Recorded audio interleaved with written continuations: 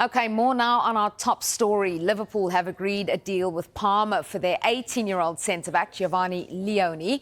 It will take their summer spending to over £300 million. Vinny O'Connor is at the club's training ground ahead of speaking to Arne Slot this morning.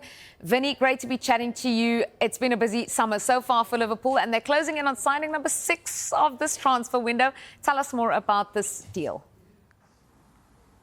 Yeah, that's right. And it looks like they're bringing in potentially 2 centre-halves as well at some point, because I asked Arne Slot about the need to strengthen it at centre-half last week, and he seemed to play it down somewhat. But first of all, they've got that deal sorted for Giovanni Leoni. It's £26 million up front, plus add-ons. He's now due over here for a medical. That medical due to get underway later today as well. And the idea is for him to go straight into the first-team setup. There'll be no intention of sending him out on loan. He's very much here to supplement the first-team squad as it stands as well. And of course, we also know that Liverpool have that interest in Marc Guéhi. Those negotiations with Crystal Palace ongoing, of course, and it's all about trying to decide on a fee now, come to at least some kind of compromise over a fee. So in order for Liverpool to then speak to Marc Guéhi and ultimately persuade him to come to Liverpool, there is a feeling that Marc Guéhi would like to come to Liverpool, albeit, of course, there was those noises last night that he would be happy to stay and see out the remainder of his contract. Just 1 year left on that contract. I don't necessarily see that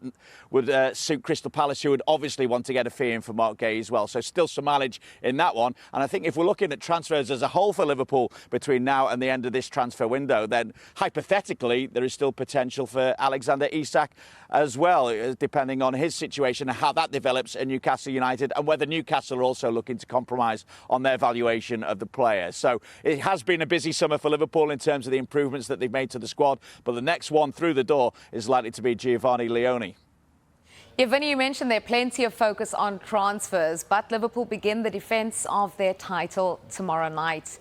How ready do you think Arne Slot feels his squad is for that?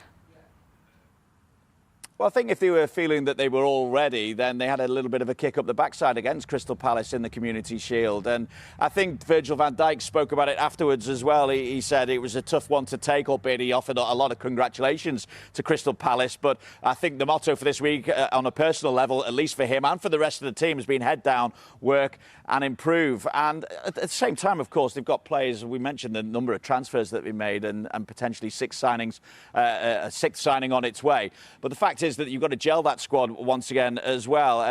And they've also had the injury problems. And Virgil van Dijk, of course, was back in the side for the Community Shield after illness. He said himself it was good to get more minutes out there as it continued to work back to health and fitness. Time to focus on what's ahead now. I can't wait to be back at Anfield. When I speak about injuries, of course, Alexis McAllister himself has had a bit of an injury issue through this summer. And again, he was just getting those minutes in the Community Shield. So, yeah, I think obviously there's room for improvement. Liverpool know what they've had to work on in this past week. I think, as I said, if they weren't ready ahead of the Community Shield, then this week they would have been able to put things right, and we're expecting Liverpool to really hit the ground running against Bournemouth in that opener to the Premier League season on Friday Night Football.